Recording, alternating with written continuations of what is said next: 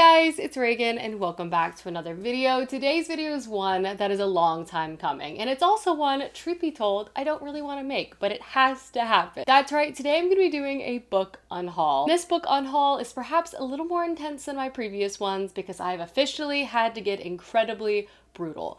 My bookshelves have reached a breaking point, and that breaking point is there's simply no more space. So I've started to really have to take a hard look at my shelves, get rid of some TBR books I am still kind of interested in, and also get rid of some series I really just don't see myself rereading, no matter how iconic I view them. But without further ado, let's go ahead and dive right in and start my book unhaul. Actually, not too sad because that means I can get more books to fill up this space, which is basically the cycle of life on this channel. Alrighty, starting off perhaps strong, perhaps a little controversial, I am going to be unhauling the entirety of the Cruel Prince series by Holly Black, comprised of The Cruel Prince, The Wicked King, and lastly, The Queen of Nothing. Here's the deal. I actually love this series in a lot of ways. It also was a big part of my channel for many, many years. But if I'm being honest, I don't really see myself rereading it because despite loving the first two books so much, and I actually stand by my enjoyment of these books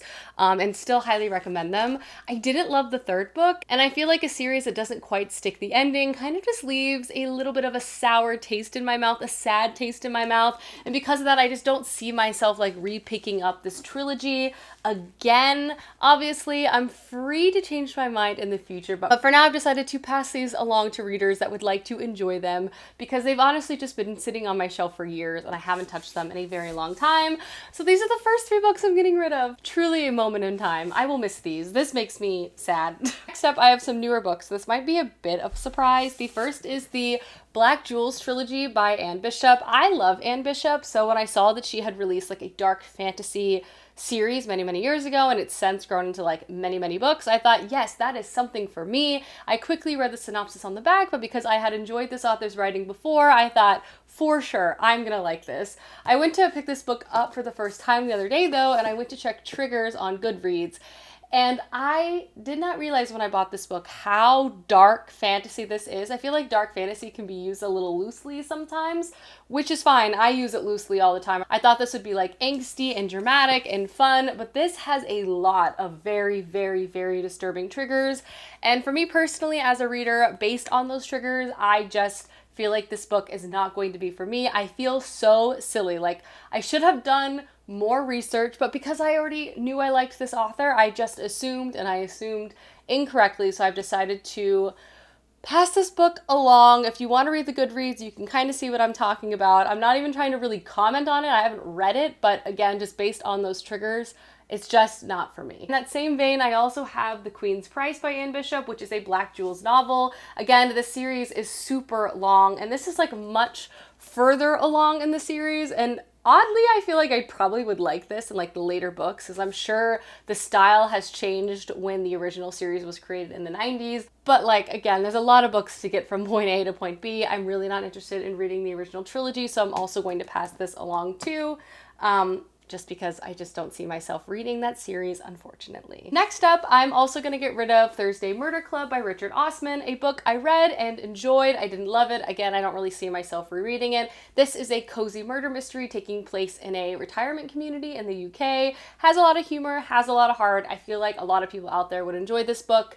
And because I probably won't continue on with the rest of the series, it felt a little silly holding on. Oh, my bookmark, I've been looking for this. Does anyone else lose numerous? I just leave bookmarks in books and I lose so many of them. But anyway, as I was saying, because I don't see myself rereading this or continuing on with the series, I've decided to pass it on. Next up is a historical fiction TBR book that I feel like I could be talked out of getting rid of, but again, I'm really trying to be hard on myself, so keep that in mind.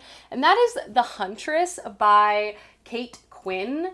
I picked this book up many years ago and I just have not reached for it. I feel like I have quite a few World War II novels also on my bookshelf that is kind of much further in line for me to pick up than this. This does sound kind of interesting. I think it follows a woman who becomes a Nazi hunter, which is kind of awesome, to be honest, but I haven't really heard too much about this. I'm not even sure if this is a book I would enjoy, but Nazi Huntress does sound pretty interesting to me. So if you've read this and you think I would love it, try to convince me to keep it down below because it might happen. Next up, I have a few YA books I just don't see myself coming back to, or they're like books from authors that I've enjoyed, but perhaps aren't like my favorite of those authors' books. So I have Under the Whispering Door by TJ Klune, a heartwarming story about grief and what happens after death. It also centers a queer relationship.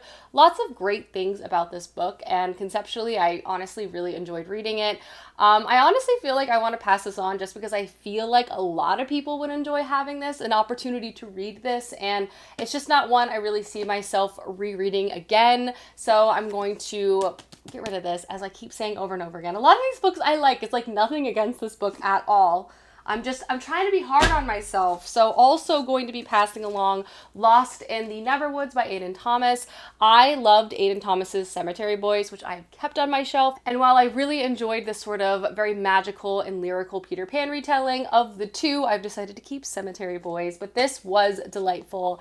And if you like Peter Pan, you should definitely read this book. Also passing along Five Survive. Again, another really, really fun book that's thriller leaning and fast paced. When looking at my YA thrillers on my shelf, I'm trying to keep it to a really narrow selection, so therefore I'm passing this along, though I also don't want to, but I have to. Next up, I have One Dark Window by Rachel Gillig. I read this book, I liked it, I gave it like a 3 out of 5 stars. It was a dark fantasy with an angsty romance at the core of it.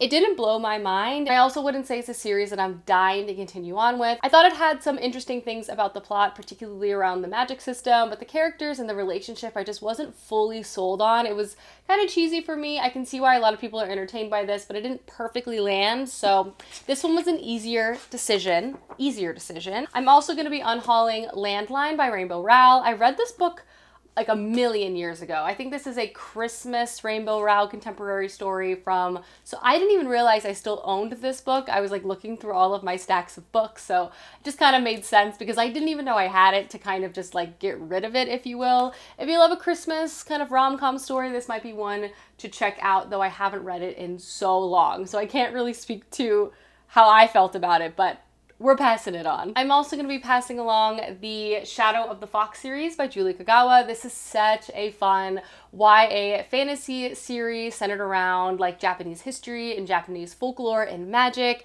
It's really endearing and a lot of fun. I've really enjoyed reading the books that I read within this series. I found them to be fast-paced and entertaining. I really love the characters and the dynamics. It by no means like blew my mind, but I found it to be just a really delightful like YA fantasy time. And again, this is like another series I just like want more people to enjoy and read. I feel like it's served its time on my bookshelf and it's time for me to let it spread its wings.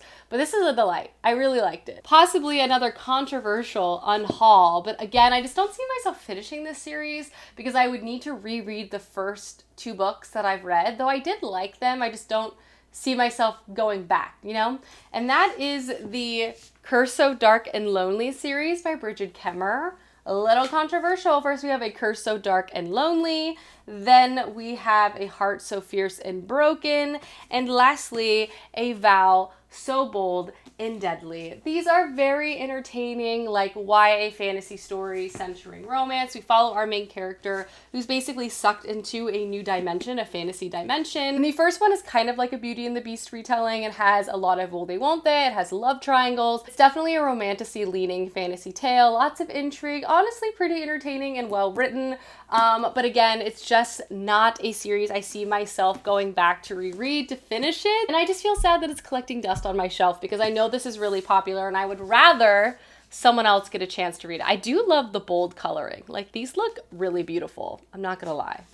They're quite the head-turning spine collection, if I do say so myself. Next up, I have another book that I just sort of spontaneously bought based off of enjoying the author's previous work. But then when I read into the synopsis, I realized it might not actually be for me. And that book is The Pursuit of William Abbey by Claire North. I'm very rarely steered wrong by Claire North, but reading this book and some of the tropes and concepts it's kind of including, I'm just not sure if it was going to land for me. And in the spirit of being really harsh, I thought, you know, let's get rid of this and then you can buy a different Claire North book that you're much more interested in because you do really like her writing and her concepts.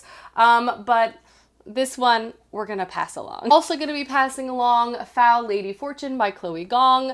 I have read Chloe Gong's other YA fantasy series, which I have previously unhauled in another video. I found it to be okay. I feel like her concepts are really strong, but for me, some of the execution and the writing and the plotting just doesn't always land. This is an assassin story. It does follow a girl in a marriage of convenience. I think I've been holding on to this because I've been wanting to give Chloe Gong another chance, but because she is releasing a adult fantasy series, I feel like I want to kind of check that out more so than another YA fantasy option, because I feel like maybe a slight change in genre might allow me to kind of look at her writing and her character work in like a different light. So because of that, even though conceptually I like a lot of the tropes at play here, I feel like I really want to read The Immortal Longings by her instead of Foul Lady Fortune, though I do love a marriage of convenience trope, but we gotta make space. Next up is kind of embarrassing, but I somehow ended up with 3 copies of Chain of Thorns by Cassandra Clare. So I don't need 3, so I'm going to unhaul 2 of them. Like, how did this happen? I don't know. This is not me unhauling this because I didn't like it, though I would say this is definitely the weakest Cassandra Clare book I've read in years, and for sure my least favorite in the series. Still very entertaining though. This is the 3rd and final book to the Last Hour series, which is a turn of the century historical Shadowhunter tale. Lots of angsty relationships, lots of action as we follow our characters fight against demons in a historical London setting. It was such a blast, but I don't need 3 copies of Chain of Thorns, so we're gonna get rid of 2 of them. Finally. The fact that I've had these for months is also a little embarrassing. Like, I've had these 2 copies since 3 copies since the book came out. And I've just, like, and they take up a lot of space. Like, this is a bulky book. We gotta clear up this space. Next up, I have 2 seasonal romance tales that I think because it's in the midst of summer, I feel more inclined to get rid of them, and I'm trying again to be hard on myself. The first is Kiss Her Once for Me, which is a really cute, like, re-meet cute Christmas story. I'm pretty sure I read this book over Christmas time and enjoyed it. I don't really reread typically like contemporary romance books. It's just not something I do, so I don't feel like I need to have a hard copy of this on my shelf. But if you're looking for a queer, be cute Christmas romance story now, you know, Christmas in July or many months from now, I definitely recommend this one. In that same vein, I'm also gonna get rid of The Kiss Curse by Erin Sterling, though I really enjoyed this book and I think it's going to be a series, but I don't need to keep it. Never mind, I haven't read this book yet, so I'm keeping it. This is the like companion novel to The Ex-Hex, which I've enjoyed. I don't own my copy of anymore, but this is the sequel following another character in this sort of witchy town, and a man moves in and opens up a competing shop. It's enemies to lovers, local businesses, the tension between them. I'm kind of in a Halloween headspace. This is like the opposite of an unhaul. I'm keeping this book. Anyway, moving on. Next up, I have a couple of books I feel like you can try to convince me to keep because I do feel like I would enjoy them, but it's also been years that they've been on my TBR, so again, trying to be hard on myself. The first is Small Favors by Erin Craig. I feel like I will really like this book. I've read Erin Craig's other books, but I've just been reading less YA in general, though I still really enjoy YA, so maybe that's more on me. But this is like a small town, lyrically written story. We follow our main character who's sort of waiting for something to happen in her life. She tends to bees. She's surrounded by this dark, dense forest, and things begin to happen and shake the town once again. I mean, I could be convinced. Tell me I should keep this book. I also think I'm gonna unhaul Vespertine by Margot Rogerson. Margot Rogerson is an author. I have read books that I've really enjoyed of hers, and then I've also read books where I haven't enjoyed them at all. Like, I always really enjoy her writing style, but her plotting can be really all over the place for me, so I've been keeping this one for a long time, more so to see, like, if it's worth the hype or not, but like, is there even hype around this book anymore? Did I wait too long? That also happens. I keep books on my TBR for a long time. Follow our main character who's like a nun who helps like prepare bodies to pass into the afterlife, but when her nunnery is attacked, her life is thrown upside down. I do love fantasy stories centering nuns. That can be a lot of fun. So is this good? If I didn't like Sorcery of Thorns, will I like this book? Let me know. And the last book I could possibly be convinced to keep is The Once and Future Witches by Alex E. Haro. I've never read a book by this author, but I also feel like her writing style would be something I would enjoy. This is like a suffragette witch story, and I waffle back and forth. I've had this on my TBR for a really long time. Sometimes I look at it and I'm like, is that a little too on the nose? Will I like it or will I find it a bit cheesy? Or is it going to be an amazing historical fantasy story? I'm just like not sure. Should I check out another book by Alex C. Harrow instead? It's a beautifully constructed book. I feel like I constantly put this on my stacks to unhaul and then always pull it off, but then also never actually read it.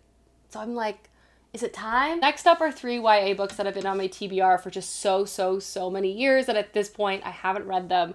So we're just gonna unhaul because they've reached like expiration. Like I just have to be tough, even though I am interested in these books. First is Anna Dressed in Blood by Kendar Blake. I love Kendar Blake. I love her writing. I've owned this book maybe for 10 years and I have not read it. I've passed so many Halloweens where I have not picked up Anna Dressed in Blood, where it's been too long. We have to pass it on. I'm also going to unhaul Dry by Neal Shusterman and Jared Shusterman. I obviously love Neal Shusterman so much. I've read so many of his books my entire life growing up. This book centering drought does sound pretty interesting, but at the same time, it's been on my shelf for so long that like, am I actually going to read this? And lastly, I'm also going to get rid of The Fountains of Silence by Ruta Sepetys. I have 2 or 3 unread Ruta Sepetys books, and I've decided to bring that down and get rid of 1. I really enjoy her historical fiction tales. They're very emotional, and I had too many unread ones, so I decided I had to get rid of 1, and this is the one I picked, really for no reason at all. I still want to read this book, but I haven't, and it's just simply been too long. Sometimes book unhauls be like that, okay? And the last stack of books I am unhauling are honestly the ones I have the weakest like reasoning to. I haven't read them. I just didn't in the immediate moment like spark joy from my TBR shelf, so I've decided again to just pass them on because I need to make space. The first is Daughter of Redwinter by Ed McDonald. This book honestly sounds interesting. It's a steampunk fantasy novel following a strong female main character. I have so many fantasy series that I need to start on my bookshelf that I honestly am feeling not overwhelmed, but like I just have so many that I've decided to just pass this one along for now. Not to say I couldn't grace my shelf again one day. It's a weak reason, but it's a reason nonetheless. Next up is The Circus Train, almost for the same reason as The Huntress. I have a lot of World War II fiction on my bookshelf, so I've decided to just kind of decrease my TBR number within that specific subgenre of historical fiction a bit. So that is why I decided to pull this. Even though I do love a circus-centered tale, this one's a hard one, but we gotta do it. Lastly, I have The Lifestyle by Taylor Hahn. This is like a raunchy, unexpected contemporary story following unlikely groups of people in New York City. It sounds like it could be really funny and fun, but in general, I'm just not reading a lot of contemporary fiction right now. Realistically, I just don't see myself getting to this anytime soon, so because of that, we're passing it along, even though I do want to read it. Story of my life. Alrighty guys, that is my very large book unhaul. Hopefully this has cleared up a good amount of space for myself, so I have places to put my books for the next couple of months. But I hope you guys enjoyed this video, and I will see you soon with another one soon. Goodbye!